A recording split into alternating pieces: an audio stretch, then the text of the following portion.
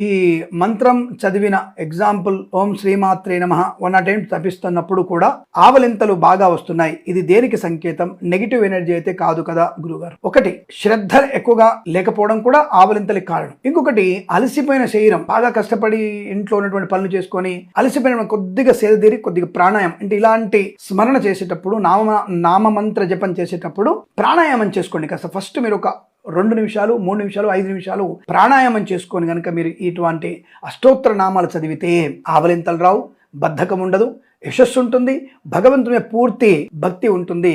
ఇక్కడ మీకు ఇబ్బంది లేదు. ఆవలింతలు రావడం అనేది కొంత నిస్సత్తువ భక్తి లేనటువంటి అర్థం కనబడుతుంది. కాబట్టి ముందుగానే ప్రాణాయామం చేసుకుంటే తప్పకుండా మీకు అనుకూలవంతైన ఆ అమ్మవారి యొక్క అనుగ్రహాన్ని పొందుకునే అవకాశం ఉంటుంది. శుభమస్తు. అలాగే మర్చిపోకుండా మన ఛానల్ని సబ్స్క్రైబ్ చేసుకుంటే ఆ మహాలక్ష్మి ఇంట్లో స్థిరంగా ఉండే అవకాశం ఉంటుంది. తప్పకుండా సబ్స్క్రైబ్ చేయండి. 10 మంది చేత సబ్స్క్రైబ్ చేయించండి. నమస్కారం.